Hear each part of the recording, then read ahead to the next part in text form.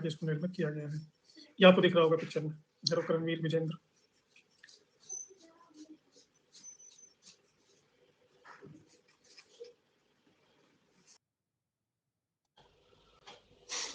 और ये विजयनगर का राजकीय चिन्ह है Varaha. Okay Sanjay, thank you.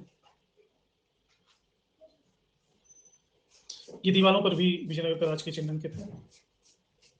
Varaha भगवान विष्णु के प्रमुख अवतार जिन्होंने पृथ्वी का उद्धार किया था। चलो मौली शिल्पा शांगरी।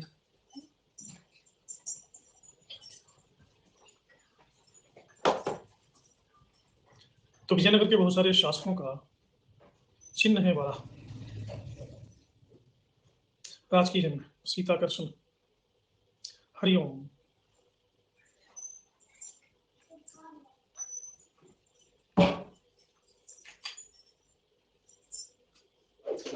विजयनगर एम्पायर ये मैप में शो किया गया है। और हम ये अच्छी तरह जानते हैं कि तुगलक वंश के पतन के बाद 1336 ईस्वी में विजयनगर एम्पायर का प्रादुर्भाव हुआ था दक्षिण भारत में एक हिंदू राजवंश के रूप में। इसके संस्थापक दो लोग थे, हरिहर और बुक्का।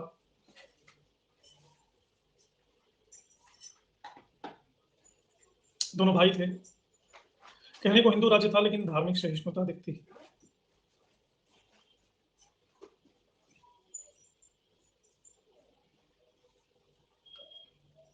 क्योंकि बर्टनस्टीन ने विजयनगर पर रिसर्च किया है। बर्टनस्टीन कहते हैं कि विजयनगर की स्थापना इस्लाम के खिलाफ एक ऐसे शासक के रूप में हुई थी जो वर्णाश्रम धर्म की रक्षा करता है।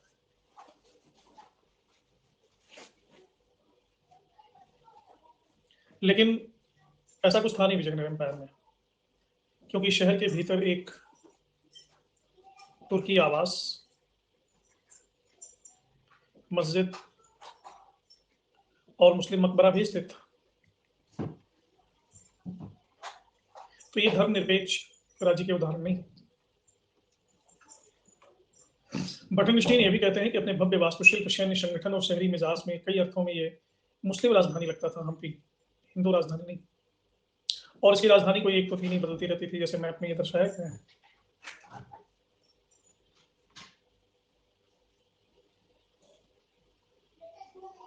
कभी पेनुकोंडा बन गई राजधानी, कभी हम्पी, कभी अनेगोंडी, कभी विजयनगर। विजयनगर भी एक शहर भी था अंदर। चंद्रगिरी, इसका राष्ट्रीय सिक्का भी था, उस पर वाराही अंकित। ये चार चीजें अंकित होती थी। वाराही यानी शुअर, चांद, एक कटार और पृथ्वी।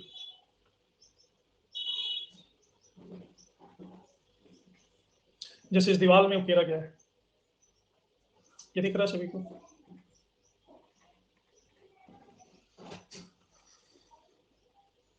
ये हम्पी के एक मंदिर पे यही आकृति, ये जो फ्लैग है यही था। और विजयनगर के राष्ट्रीय सिक्कों पर भी यही चिन्ह था। राजकीय धर्म थे शैव धर्म, वैष्णव,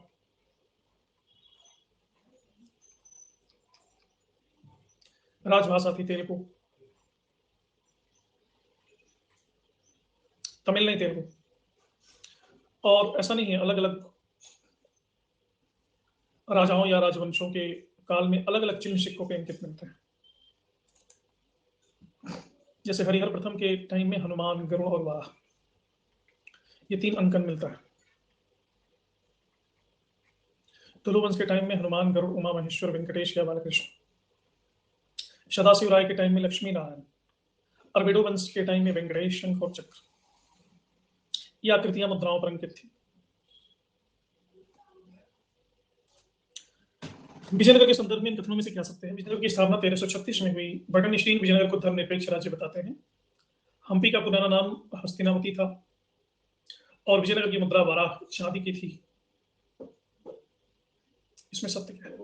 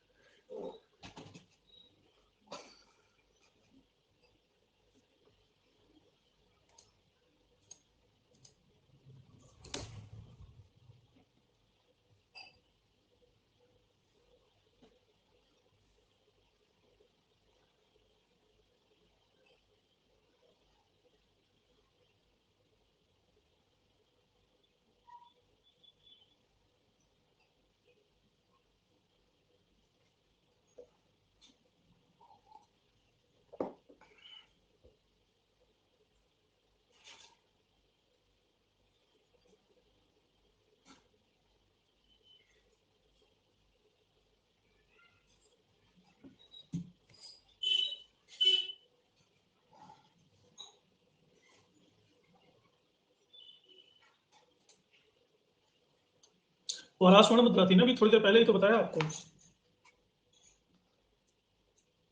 1 2 3 विल बी करेक्ट।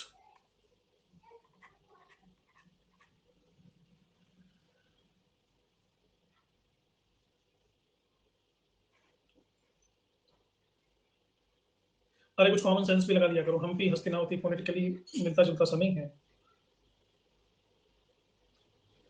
तो विजयनगर के राजकीय धर्म भी थे, शैव वैष्णव, कई प्रकार के। कुछ लोग कृष्ण को मानते थे। कृष्णदेवराय जब शासक बने तो उनका धर्म था वैष्णव धर्म। बहुत सारे विदेशी यात्री भी आए विजयनगर के टाइम में, इसीलिए विजयनगर के बारे में हमें बहुत कुछ पता है। इन विदेशियों कोई काम तो है नहीं, जहां चाहते हैं चले जाते हैं, मधुमक्खी की तरह जहां भी शहद देखते हैं चले जाते हैं। तो विजयनगर भी,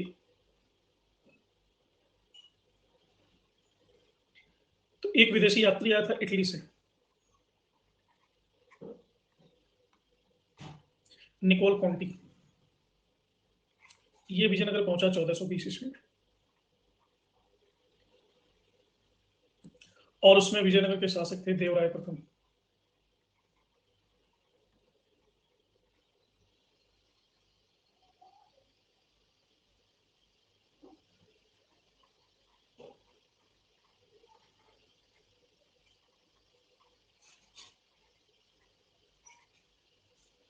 तो इसने शहर का, हम्पी शहर का खासकर बड़ा विस्तृत वर्णन किया है कि शहर का व्यास 70 मील है, यानी 70 मील के घेरे में फैला हुआ है, और इसकी दीवार इतनी ऊंची है कि ये पहाड़ तक गई हुई है, और 90,000 आदमी इसमें ऐसे हैं जिनके पास शस्त्र है, वो शस्त्र चलाने योग्य हैं, और इसके राजा भारत में अन्य राजाओं की तुलना में सर्वशक्तिमान है।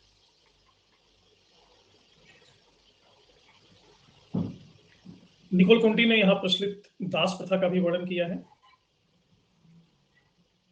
विस्तृत वर्णन, और कहता है कि दासों को खरीदा बेचा जाता है, और इस खरीद फरोख्त को कहते हैं वेस वग। वो शायद इसी शहर की बात कर रहा है, इस पहाड़ों के बीच में जो शहर दिख रहा है ना, उसकी बात कर रहा है।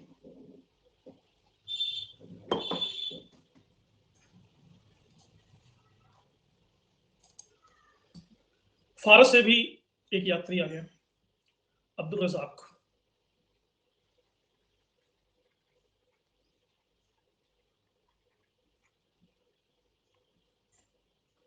फारस का यात्री था ये, और जब ये भारत आया तो उसमें 1443 में ये भारत आया, सॉरी विजयनगर आया, और उस समय देवराय द्वितीय शासक थे।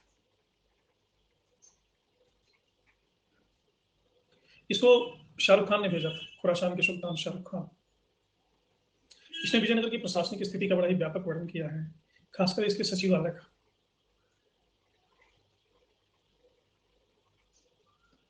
कहता है कि विजयनगर जैसा शहर न इस पृथ्वी पर किसी ने देखा और नहीं सुना, और विजयनगर में 3,300 बंदरगाह है,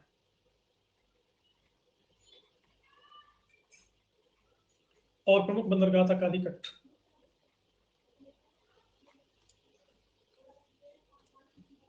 इटली से कोई आए और पुर्तगाल से ना आए, ऐसा कभी हो सकता है? पुर्तगाल का यात्री बारबोसा,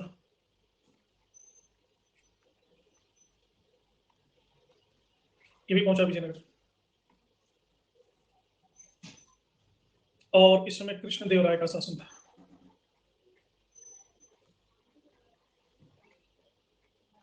बारबोसा ने सती प्रथा का बड़ा ही व्यापक वर्णन किया। कहता है कि सती प्रथा सब में तो प्रचलित थी, लेकिन ब्राह्मणों और चट्टियों में प्रचलित नहीं थी। और कहता है विजयनगर में इतने जहाज थे, वो सब जहाज बनते थे मालदीव से, मालदीव।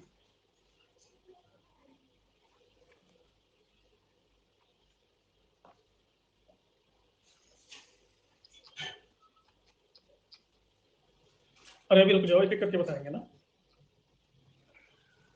आयस भी आएगा।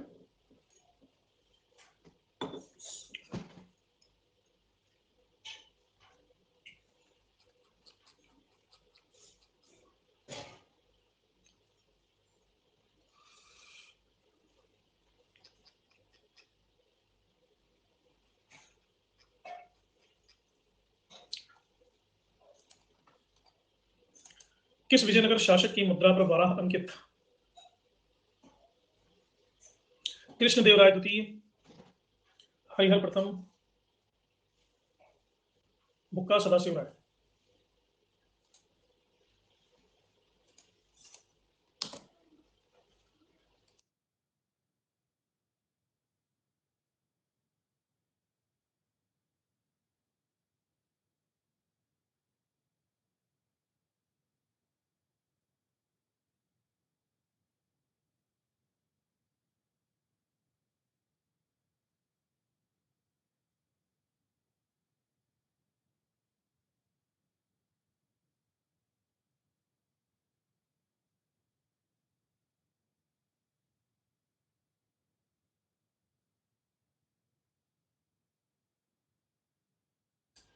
तुम लोग से अभी बता के अभी पूछ रहा हूँ, फिर भी गलत बताते हो।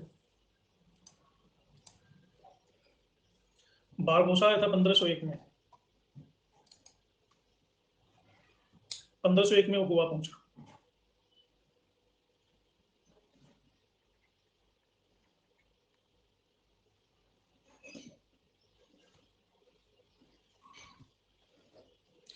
फिर एक और पुर्तगाली यात्री है, 1520 में आए पायस।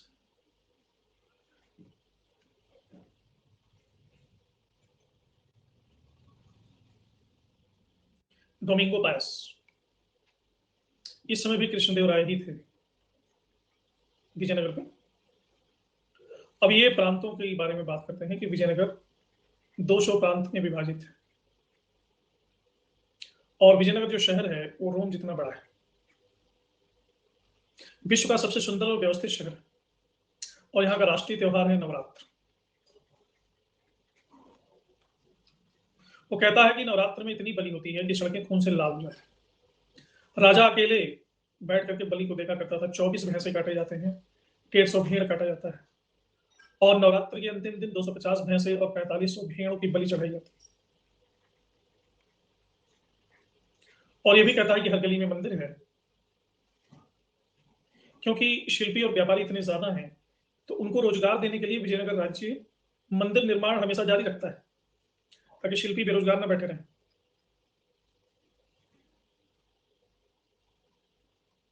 अगले हैं नूनिच।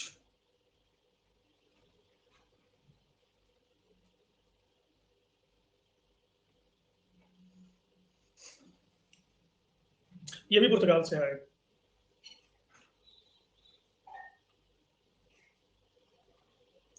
और 1535 ईस्वी में आए। इसमें अच्युत देव राय थे किंग, और इन्होंने भी सती प्रथा का बड़ा ही व्यापक वर्णन किया है। साथ ही साथ ये विजयनगर के बाजारों का उल्लेख करते हैं कि इतने सुंदर बाजार, दुनिया में इतने व्यवस्थित कंपार्टमेंट में बटे हुए, मंडपिकाएं बनी हुई ऐसे बाजार पूरी दुनिया में उपलब्ध नहीं। ये है उनके भग्नावशेष, बाजारों की मंडपिकाएं। यहाँ शॉपिंग कॉम्प्लेक्स जैसे थे, यहाँ शॉप्स बने होंगे। जिसकी बात कर रहा है नूनिच।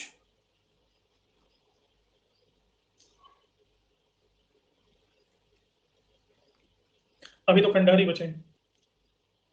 तालीकोटा की लड़ाई में ये सब नष्ट कर दिया गया। और एक और पुर्तगाली आया था, वो तालीकोटा की लड़ाई के बाद आया, सीजर।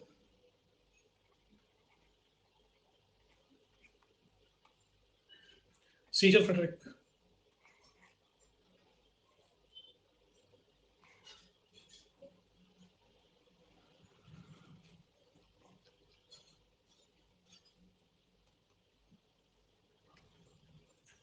रूस से भी एक यात्री आया, निकितिन।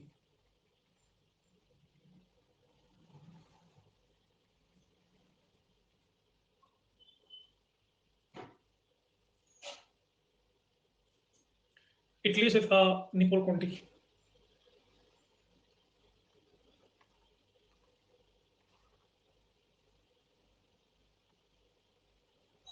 निकितिन रूसी घोड़ा व्यापारी था।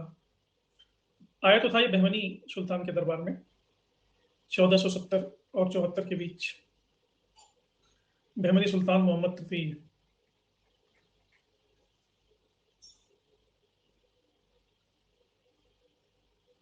हालांकि यह विजयनगर की असमानता का वर्णन करता है।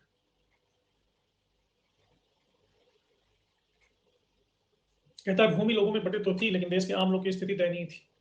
सुख सुविधा और मौज मस्ती केवल ऊंचे लोग करते थे, और इसने अपना टाइम बिताया बीदर में। अब इतना डिटेल में मैं इसलिए बता रहा हूं कि आपको ऐसे प्रश्न आते हैं, किसने किसने क्या क्या वर्णन किया।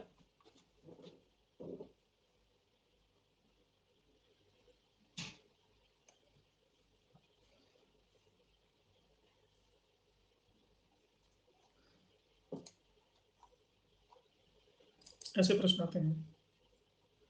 विजयनगर के यात्रियों और उनकी विशेषताओं को सम्मिलित करें, नीचे दिए गए कोड से उत्तर दें।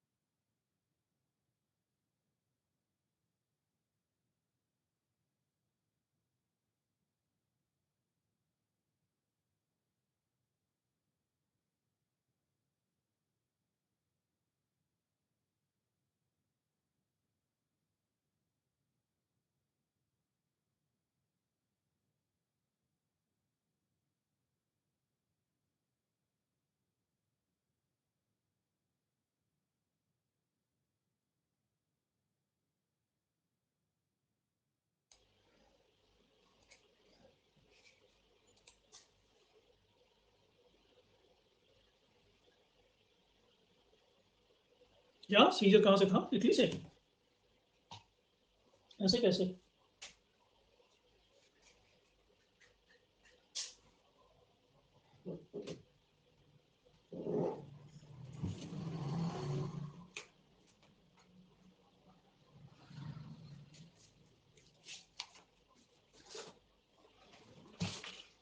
Late me check.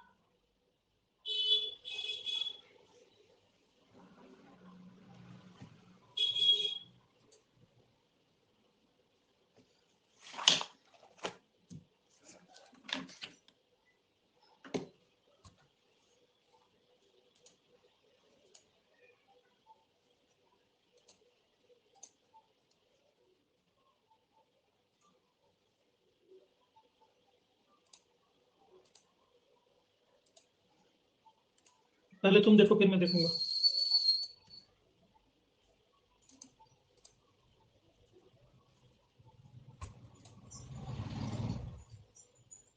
ये तो उल्टा हो गया। चलो उल्टा ही पढ़ लेते हैं। सीजर फ्रेडरिक पुर्तगाली यात्री। सीजर फ्रेडरिक, ये दिख रहा है सभी। तालिकोटा के युद्ध के बाद विजयनगर साम्राज्य का भ्रमण किया। पुर्तगाली लिखा हुआ है।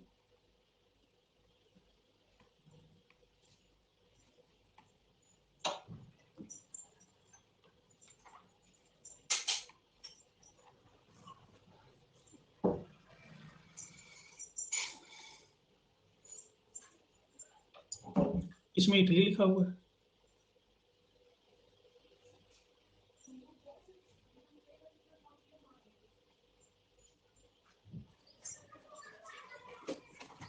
भाई तुमको मैंने दो बुक दिखा दिया ना तुम्हारे सामने।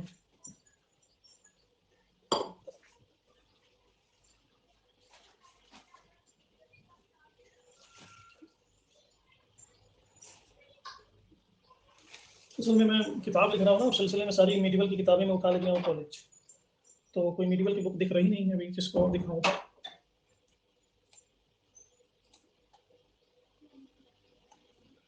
कहीं चौबे जी कोई भारत रत्न है क्या जो गलत नहीं लिख सकते? चौबे जी को पद्म विभूषण तो मिला नहीं। मिला है तो बताओ, उनका नाम चौबे हो गया तो चारों वेदों के ज्ञाता हो गए।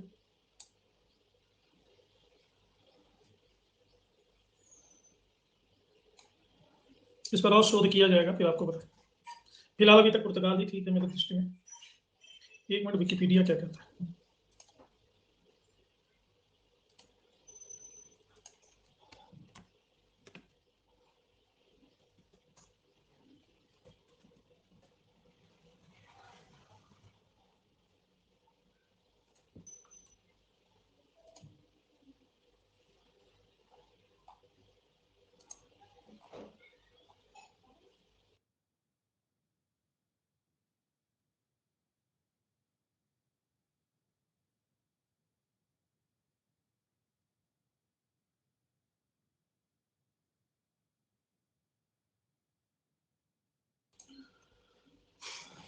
हरिश्चंद्रा में पुर्तगाली है तो हरिश्चंद्रा सही है।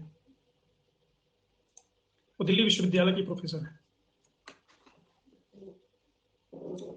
खैर,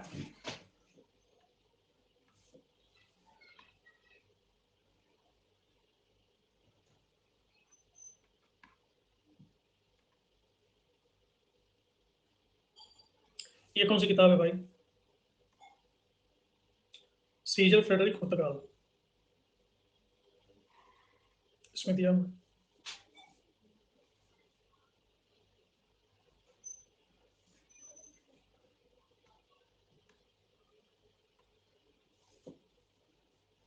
अब तुम लोगों ने तो बम्बार्डमेंट कर दिया।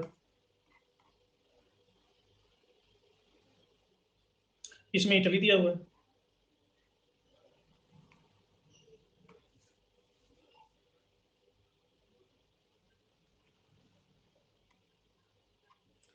इसमें भी इटली दिया हुआ है।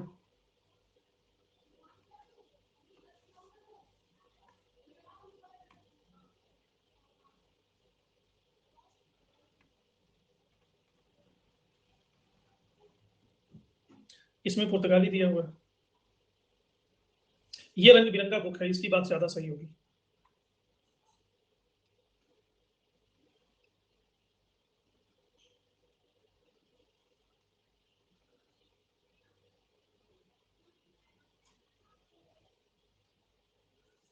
चलो छोड़ो, ये नहीं कभी पूछेगा कि इटली से आया कि पुर्तगाल से आया। किन बातों में तुम लोग पड़े हुए हो?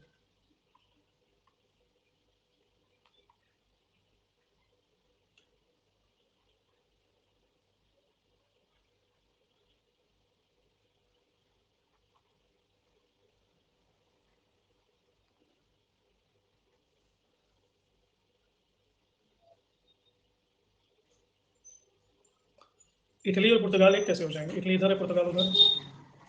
अब प्रश्न उठता है कि विजयनगर की स्थापना कैसे हुई?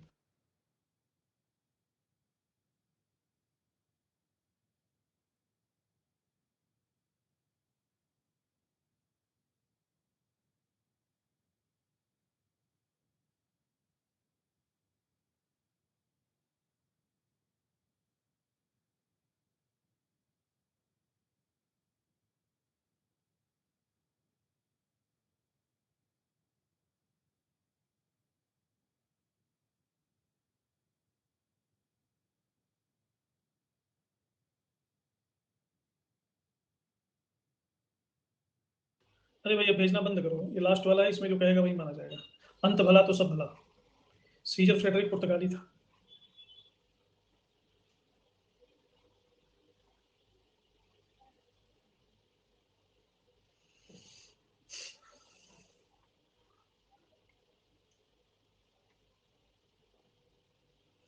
एनसीईआरटी सार संग्रह का है तो ये निशार बात नहीं करेगा, सारयुक्त बात करेगा।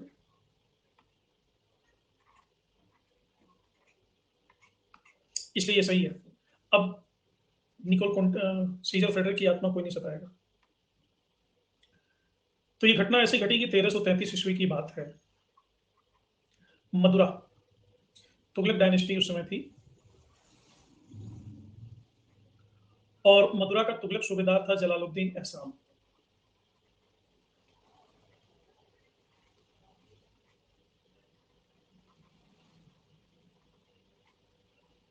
इसने अपने स्वतंत्रता की घोषणा कर दी। मदुरा के पास है कामपिली। अशांति का लाभ उठा करके कामपिली की जनता ने सोमदेवराज के नेतृत्व में विद्रोह कर दिया।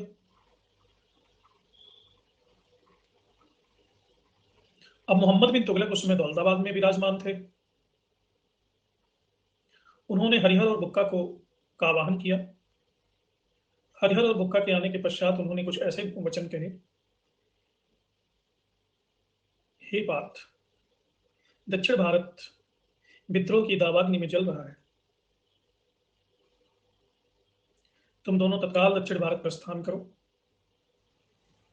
और वहां विद्रोह की इस ज्वाला को शांत करो। हरिहर और बुक्का दोनों दक्षिण भारत प्रस्थान कर गए। कुछ ही देर में वन प्रांगण घोड़ों के पदचापों से गुंजायमान हो उठा, पीछे धूल की रश्मियां छोड़ता हुआ, और सूर्य ने अपनी रश्मि किरणें समेट ली कि हरिहर और बुक्का टुगेदर जा रहे हैं। थोड़ी ही दूर गुजरे थे तो रास्ते में एक बहुत दिव्य ऋषि उनके समक्ष प्रकट होते हैं। उनकी उज्जवल दाढ़ी ऐसी लग रही थी कि जलवृष्टि के तत्काल पश्चात नभ में जब सूर्य निकलता है तो उसकी किरणें श्वेत बादलों पर पड़ के जब परावर्तित होती हैं तो जो छटा बिखेरती हैं वैसी ही। हरिहर और बुक्का ने एक दूसरे को देखा और चमत्कृत हुए बिना नहीं रह पाए। तत्काल रथ से उतरते हैं और उनके पैर पकड़ते हैं।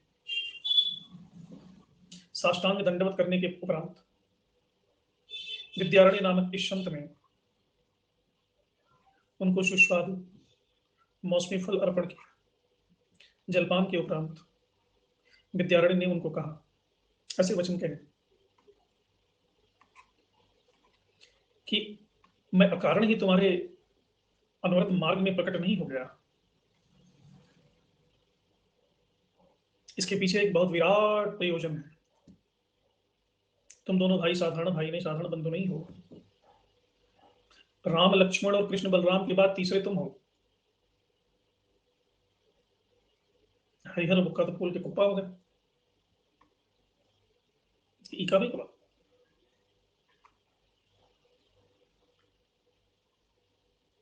बुक्का ने पूछा, बटवाई हाउ?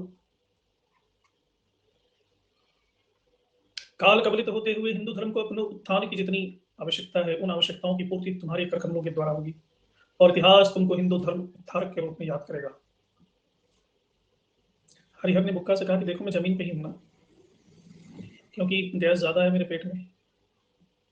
ऐसे वचन सुनकर के कहीं मैं उड़ न जाऊं। विद्यारण्य ने उनको खूब कथाएं सुनाई, खूब कथाएं सुनाई। ये पापी तुरुष्क, अधमी निर्धमी, वेदों को नहीं मानने वाले, अन्य से परीक्षा खामोप्यवधा, इनकी दास्ता का जुआ उतार फेंको। स्वतंत्र आत्मा का परिचय देते हुए अपने भाई और बंधुओं के जीवन स्तर को विराट की तरफ उन्मुख करो। हरिहर ने बुक्का से पूछा, डिक्शनरी लाया भैया? इतना क्लिष्ट हिंदी बोल रहे हैं। विद्यारण्य इतने में संतुष्ट नहीं हुए, कहे चलो मैं अपने गुरु के पास ले चलता हूँ। गुरु तुम्हारी प्रतीक्षा वहीं बैठे बैठे युगों युगों से कर रहे हैं।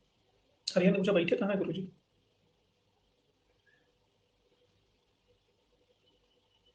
तो कहते कोई साधारण व्यक्ति नहीं, आदि शंकराचार्य द्वारा प्रतिष्ठापित श्रृंगेरी मठ के मठाधीश। अच्छा, क्या नाम है आपका? नाम तो विद्यारण्य है, विद्या के जंगल। उनका क्या नाम है?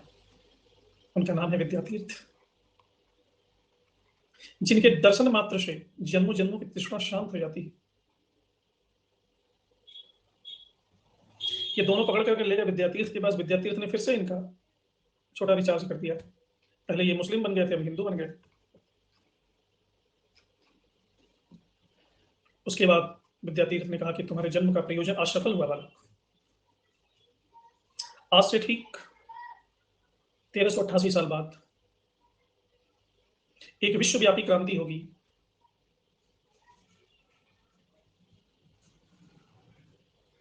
और सतलज नदी के किनारे स्थित एक शिक्षक आपकी इस मधुर कथा को सारे भारत को सुनाएगा। मेरे बारे में भी बात कर रहे थे। कहा चलो तो ठीक है, बाद में सुनाएगा, अभी हमको क्या करना है, व्हाट नेक्स्ट।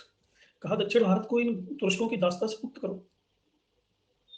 ये गाय को माता न मानने वाले, गौ गायत्री का अपमान करने वाले, वेदों से अनभिज्ञ, नाना प्रकार के पाप कर्मों में लिप्त रहने वाले, विधर्मी, विजाति, सारी की सारी भारत माता काह रही है। उनकी अश्मत को अपने पैरों तले रौंद रहे हैं। तुम्हारा हृदय नहीं पिघलता? मुक्का ने कहा भाई अभी हृदय नहीं पिघल रहा, लेकिन पेट में गुड़गुड़ हो रही है। हरिहर ने कहा भाई साहब जो कह रहे हैं हाँ हाँ बस करते जाओ, यश यश। तो समझ में तो आ नहीं रहा। काफी देर तक उनका ब्रेन वॉश करने के बाद दोनों जब किनारे थोड़ा सा एकांत पाए तो आपस में बोले कि ये हो क्या रहा था, कह क्या रहे थे, सेंट्रल आइडिया क्या है, बॉटम लाइन क्या है। हरिहर ने कहा मिस्टर बुक्का हमको एक ही चीज समझ में आया, ये कह रहे थे तुम राजा बन जाओ, बस इतना ही समझ में आया, बाकी कुछ समझ में नहीं आ रहा है। क्या ठीक है चलो राजा बनना तो अच्छी बात है। 1336 ईस्वी में इन्होंने हम्पी राज्य की नींव डाली, तुंगभद्रा के दक्षिणी तट पर, और इसका नाम रखा विजयनगर। विजयनगर का मतलब ये नहीं कि हम उस इलाके को जीत लिए, विजयनगर का मतलब इसी को बर्टनस्टाइन कहता है कि ये हिंदू मुस्लिम की बात थी, एक अलग संस्कृति की बात थी, इस्लामिक संस्कृति पर एक दूसरी संस्कृति की स्थापना। तो विद्यारण्य इसके प्रणेता थे, विद्यातीर्थ इसके सिकंदर थे, लेकिन जब स्थापना हो गई अब क्या करना इनको पता ही नहीं था। तुरंत इन्होंने विद्यारण्य से फोन लगाया, पूछा कि स्थापना तो कर दिए, अब आप जो लंबा लंबा अंग्रेजी में संस्कृत में बोल रहे थे उसका मतलब कौन समझाएगा, था क्या, उसके बाद क्या करना है, व्हाट नेक्स्ट। विद्यारण्य का रुको भी भेजता हूँ। और इन्होंने अपने प्रतिनिधि को भेजा सायण।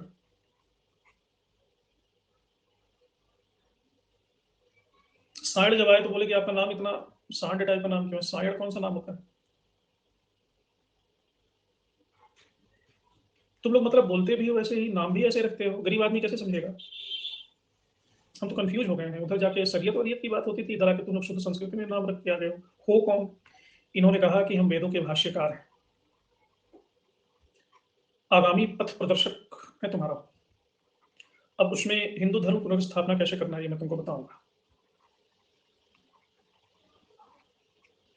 लेकिन एक शर्त है, ज्यादा प्रश्न मत पूछना। हरिहर और बुक्का एक दूसरे को देखे। बुक्का ने कहा भैया ये तो हमारे मन की बात कर दिया, प्रश्न तो वो पूछता है ना जिसको कुछ समझ में आता है, हमको समझ में ही नहीं आ रहा, प्रश्न क्या पूछेंगे, खाक। हरिहर ने कहा साहब भाई साहब जो जो कह रहा है चुपचाप करते चलो, ज्यादा बुद्धि मत लगाओ, इतना ही हमको पता है हम राजा हैं, दैट्स इट।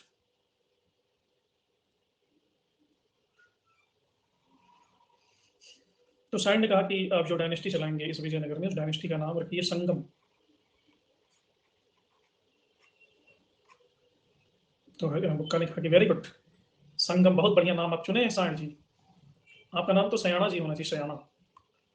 और संगम नाम कितना बढ़िया है, हिंदू और मुस्लिम संस्कृतियों का संगम। साइंड ने कहा सड़प चुप कर, बंद कर, तुम्हारे बाप का नाम संगम है इसलिए संगम।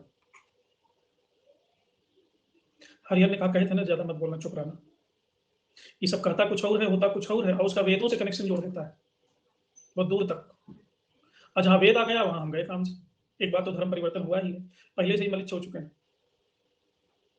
अब वेद वेद क्या डराएगा, इसलिए ज्यादा मत बोलो, मुंह बंद रखो, जो जो कहता है करते चलो, राजा तो बना दिया ना एटलीस्ट।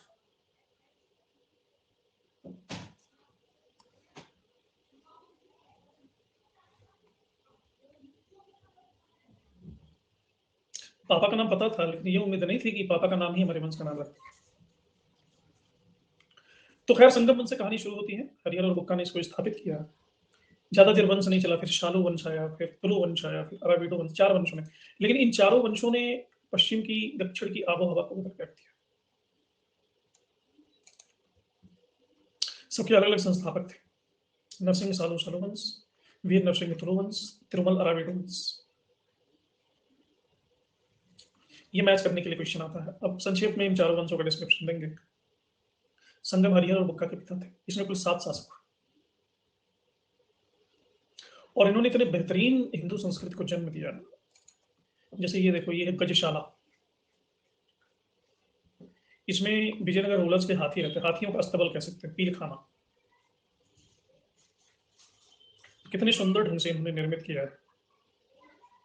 जब भी विजयनगर एम्पायर के बारे में पढ़ता हूँ या पढ़ाता हूँ तो मुझे लगता है कि मेरा बड़ा ही क्लोज कनेक्शन है इससे। इसमें हाथी रहते थे, हाथी इनमें खड़े होते थे, और इन हाथियों को जो चलाने वाले महावत होते थे उनके लिए बगल में घर बना हुआ है, ये छोटा दरवाजा, ये मनुष्य के साइज का ये है और ये हाथी के साइज का है।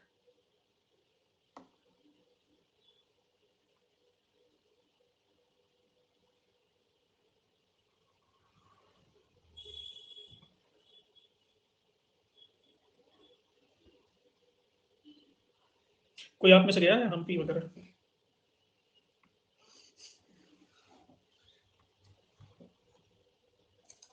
ये दीवारों पे इनके द्वारा की गई नक्काशी है।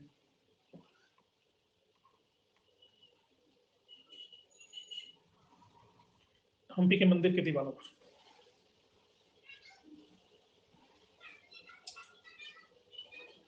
हाथी, सैकड़ों हाथी युद्ध के लिए जरूरी हुआ करते थे।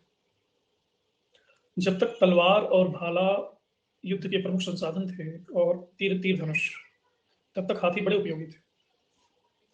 हाथी में बैठने का मतलब ये था, हाथी के चारों तरफ एक हौज हुआ करता था, वो हौज बुलेट प्रूफ का काम किया करता था, एरो प्रूफ। तो हाथी में बैठने का मतलब ये है कि 8-10 चीजों से युद्ध भूमि में आप ऑटोमेटिकली प्रोटेक्टेड रहते हो। कौन कौन सी? भाला नहीं जाएगा आप तक, तलवार आप तक नहीं जाएगा, तीर भी नहीं जाएगा, क्योंकि तीर को निशाना लगाने के लिए दूर से ही आप निशाना लगा पाओगे, और वो हौज की दीवारों पर टकरा के ही रह जाएगा, अंदर नहीं घुस सकता। हाथी पर rarest of the rare case में तीर से मारा जा सकता था, क्योंकि वो तब प्रभावी होता जब आंखों में मारा जाए। इसलिए सिर्फ इतिहास में 2 उदाहरण मिलते हैं जिनमें आंखों में मारा गया। मुसलमानों ने इसके लिए विशेष तीरंदाज को बहुत अच्छा पैकेज देकर के रखा था, जो आंखों में निशाना लगाने में कुशल थे, एक जयचंद को और एक हेमुख को। इसी वजह से वो युद्ध हार गया। लेकिन उसके लिए बहुत ही मतलब लाखों रुपए सैलरी देकर के तीरंदाज को पालना रखना पड़ता था, सबकी औकात नहीं थी उतनी। बाद में जब सिरस्त्राण आ गया, हेलमेट आ गया, तो वो भी फेल हो गया। तो जब तक बंदूक नहीं आई थी तब तक तो हाथी, तो बारूद का आविष्कार नहीं हुआ, तब तक हाथी बहुत ही इंपॉर्टेंट थे लड़ाई के लिए। और जिनके पास हाथी ज्यादा होते थे वही जीतता था। बारूद के आविष्कार के बाद क्या हुआ, हाथियों का सबसे, हाथी देखो जो बिना आवाज करने वाले हथियार हैं उनको झेल जाते हैं। तीर मारोगे तो हाथी की चमड़ी में छेद नहीं होगा, भाला मारोगे तो भी हाथी की चमड़ी में, हाथी की चमड़ी किसी ने टच करके देखी है? वो मुड़ जाता है, मोटी चमड़ी होती है।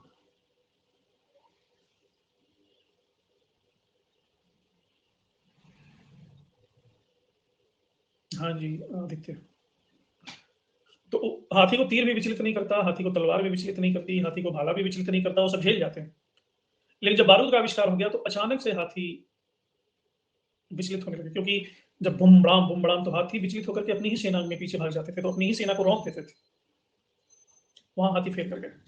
तो आप देखो कि बुक्का के समय इसमें हुआ है, विजयनगर एम्पायर में बारूद का प्रयोग, और बाबर ने उधर शुरू किया था पहला प्रयोग भीरा में।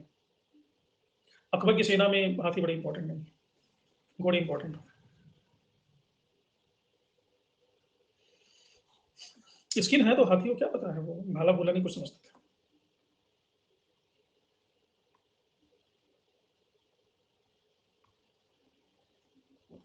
तो इसमें घोड़ों का प्रचलन शुरू हो गया था, देख रहे हैं घोड़े। और ये पेंटिंग है किसी विजयनगर की दीवारों का, पेंटिंग सेलिंग फ्रॉम छत पे, Virupaksha temple depicting Hindu mythology 14th century.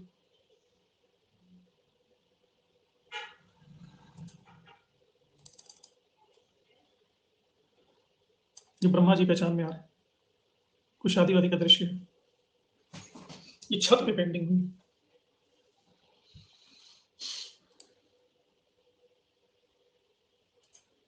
ये जो विशेष पेंटिंग है इसको लिपाक्षी के नाम से जानते थे। ये विजयनगर की इंडिजीनियस पेंटिंग थी, लिपाक्षी कला।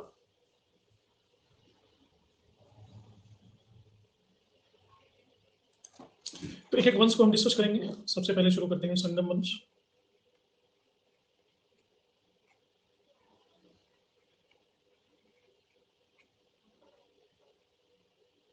हाँ, दुर्गा जी। इसमें कुल 7 शासक हुए। हरिहर प्रथम के बारे में मैंने आपको बताया ही, 1336 से लेकर के 1506 ईस्वी तक। पहले इन्होंने अपनी राजधानी बना रखा था अनेकोंडी।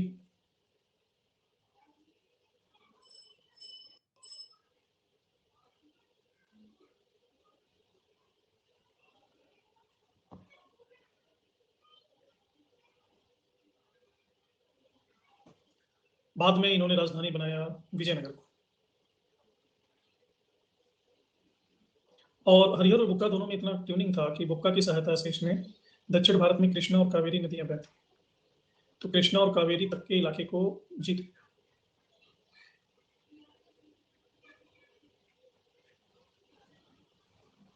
योग्य शासक था। ऊपर में यहाँ पे होयसल राज्य भी है। होयसल राज्य को इसने अपने राज्य में मिला लिया।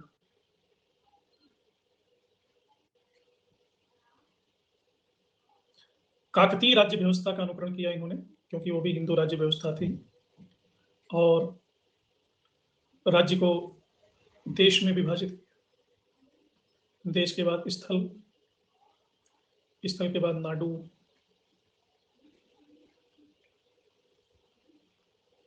हाँ वैसे। और इसी के टाइम में, हरिहर प्रथम के टाइम में, ये बीच में एक बड़ा ही फर्टाइल लैंड था तुंगभद्रा गोदावरी के बीच में। इसे कहते हैं रायचूर दोआब।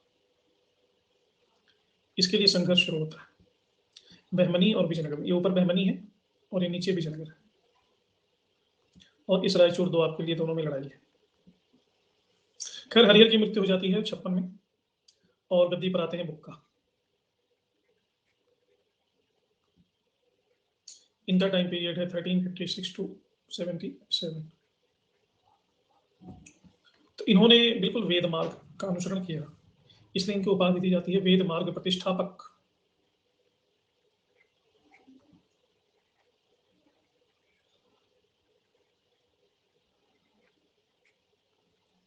महान योद्धा है, राजनीतिज्ञ है, विद्या प्रेमी है। और अभिलेखों में इसको कहा गया है पूर्वी, पश्चिमी और दक्षिणी सागरों का स्वामी।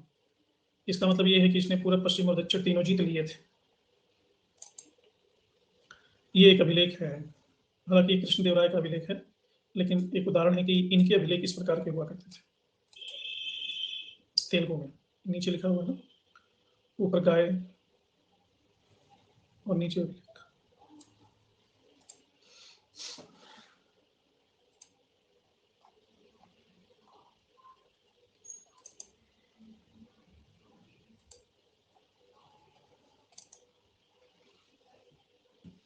सागरों का स्वामी।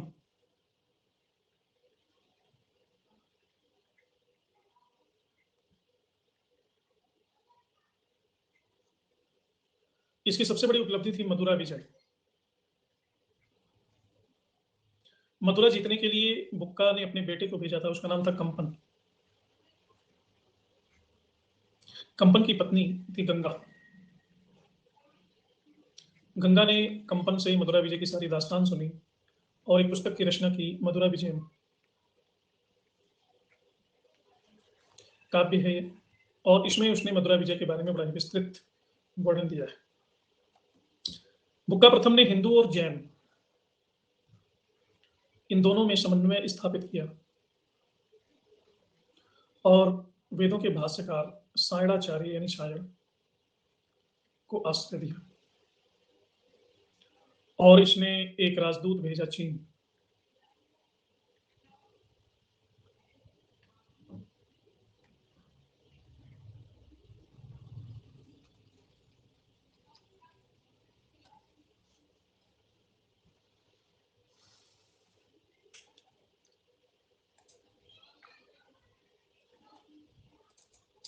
कौन सा यात्री अच्युत देवराय के काल में विजयनगर आया था? Nicolo Conti, Abdul Razzaq, Barbosa और पायस।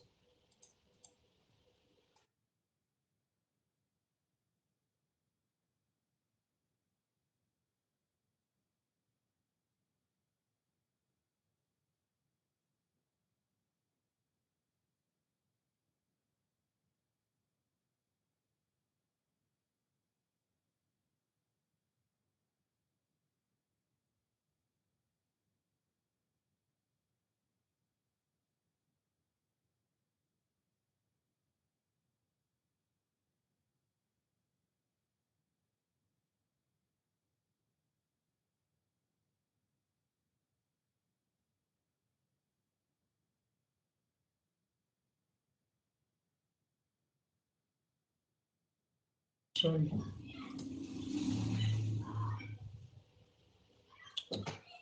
ये नाम ही यहाँ पे कृष्ण देव राय होना चाहिए।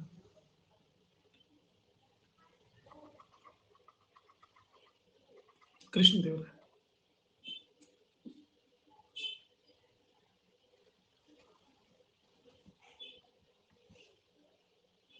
इसीलिए कंफ्यूज हो गया।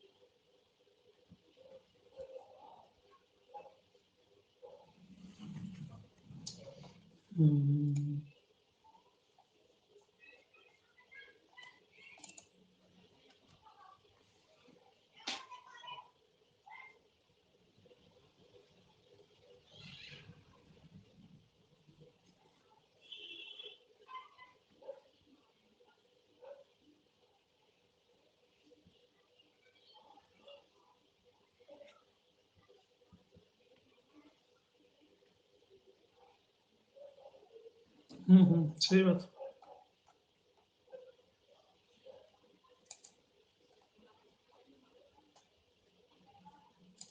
किस यात्री ने बेहमनी और विजयनगर दोनों की यात्रा की?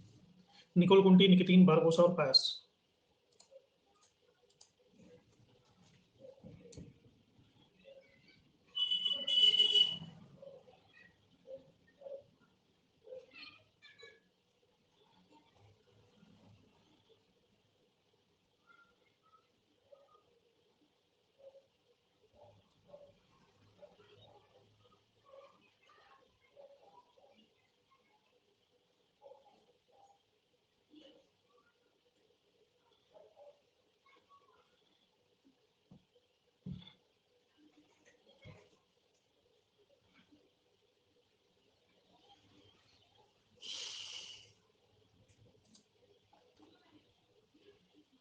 हाँ भाई, अच्युत देव के समय में नूनी जी आया था। नो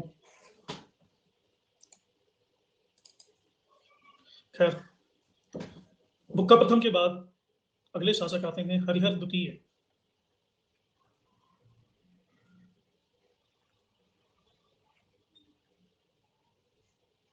और इनका टाइम पीरियड है 1377 टू 1404। इनको बहुत सारी उपाधियां मिली। इन्होंने उपाधियां धारण की थी। राजाधिराज, राज परमेश्वर, महाराजाधिराज, राज व्यास, राज वाल्मीकि। राज व्यास ये अनूठी उपाधि थी, ये राज वाल्मीकि।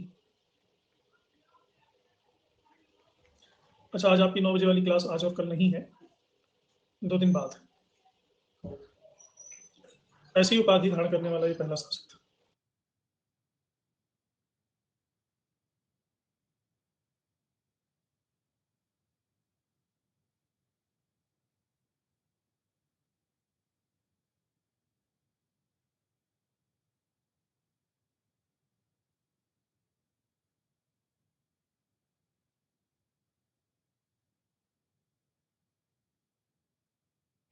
इसका सबसे बड़ा कंट्रीब्यूशन है कि इसने पूरे दक्षिण भारत को जीत लिया।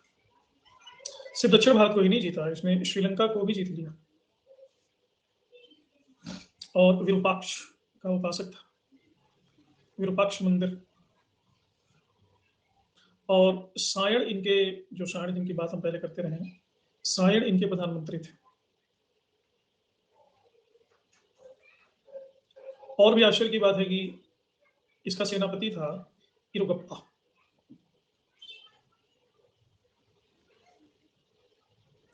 इरुगप्पा जैन धर्म का अनुयायी था और इसने एक बड़ी इंपॉर्टेंट किताब लिखी है, नानार्थ रत्नमाला।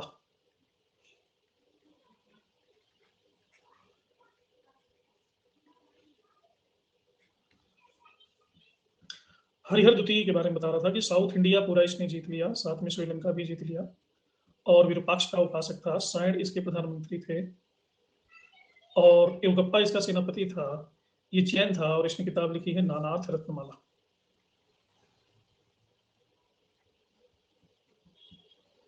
ये कुछ इंपॉर्टेंट है हरिहर द्वितीय। इसके बाद अगले शासक आते हैं देवराय प्रथम।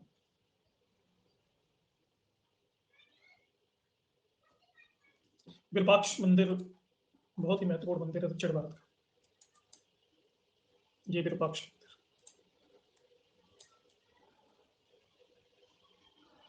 हम्पी में है।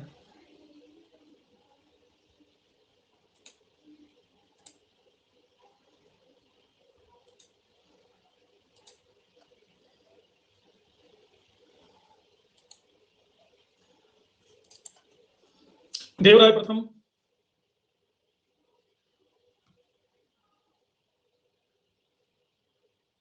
हाँ जी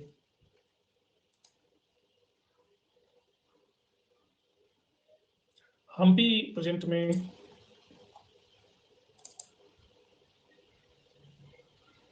कर्नाटक।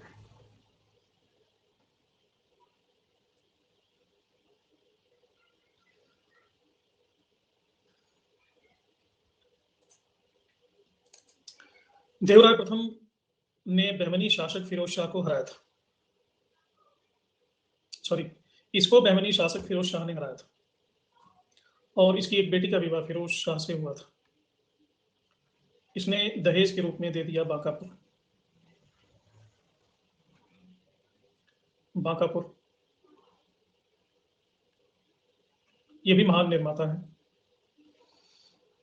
तुंगभद्रा पर बांध बनाने के लिए ये जाना जाता है।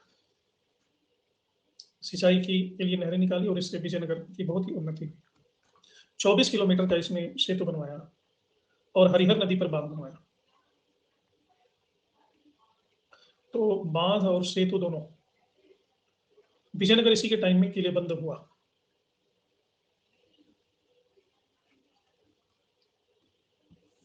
निकोल कुंटी इसी के टाइम में आया है और बहुविवाह, सती प्रथा, नवरात्र इनका वर्णन किया है। इसके टाइम में तेलुगु कवि श्रीनाथ को संरक्षण प्राप्त था। विरूपाक्ष भगवान विष्णु शिव हैं। विरूपाक्ष दो शब्दों से मिलकर बना है, विरूप अक्ष। अक्ष का मतलब होता है आंख।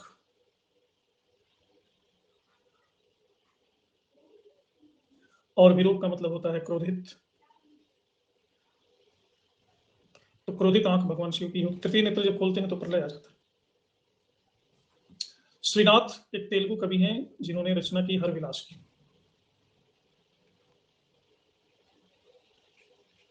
ये बहुत ही फेमस बुक है हरविलास। ये सब चीजें जो मैं आपको बता रहा हूँ वो सब चीजें यहाँ पे रिटर्न है।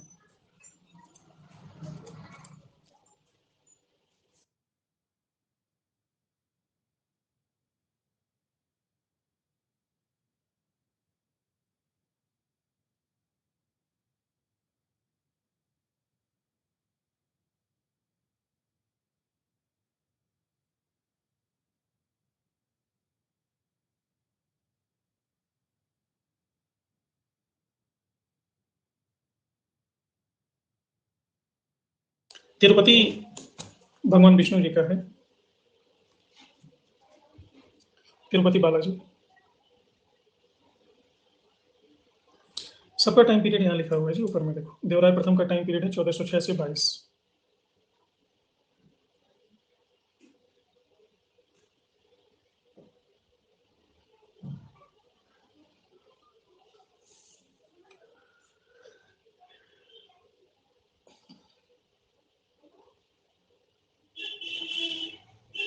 वेंकटेश्वर भी के नाम से भी जाना जाता है। नहीं जी, साउथ इंडिया में नहीं गया हूँ लेकिन मैं इस बार जाऊंगा। रामशरण शर्मा की बुक अच्छी है। इतना मटेरियल ये पहले पढ़ लो ना, बुक में बाद में सेट करना। पहले जो आपके सामने है वो पढ़ लो।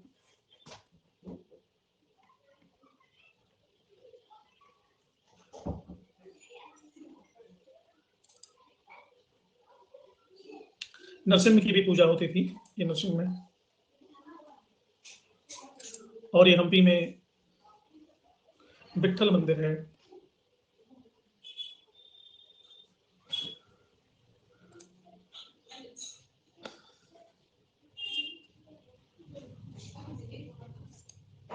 विजयनगर साम्राज्य वर्ण व्यवस्था पर आधारित था। विजयनगर हिंदू राज्य की अवधारणा के लिए आग्रही था।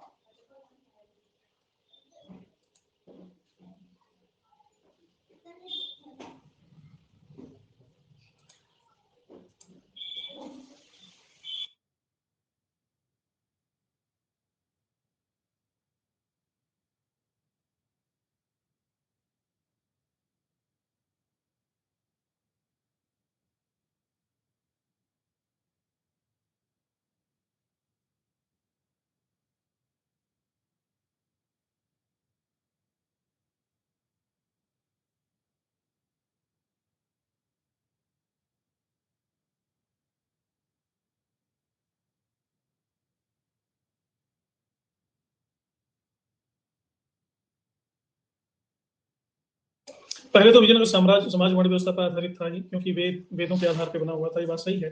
लेकिन हिंदू राज्य नहीं बनाना चाहते थे, वहां एक सेकुलर राज्य थी, सेकुलरिज्म था ना, वहाँ मुस्लिम भी थे, मस्जिद भी था, मकबरा भी था, तुर्की भी रहते थे। तो हिंदू राज्य की अवधारणा के लिए आग्रही का मतलब होता है कि कंपल्सेशन, इसलिए आर्क गलत। तो आज इतना ही रहने देते हैं, कल हम दोनों कवर कर लेंगे, जो विजयनगर बचा है वो भी, और जो बहमनी एम्पायर का बचा है वो भी। आज 9 बजे वाली क्लास नहीं होगी। ये आपका फाइनल लीडर बोर्ड है। गुड़िया फर्स्ट, सात्विक सेकंड, संजय थर्ड, त्र्यंबक, मलयजोत, सृष्टि, नेहा, रंजनी, समृद्धि और अभिमन्यु। इसी के साथ इस सत्र को विराम देते हैं। सभी को बाय बाय।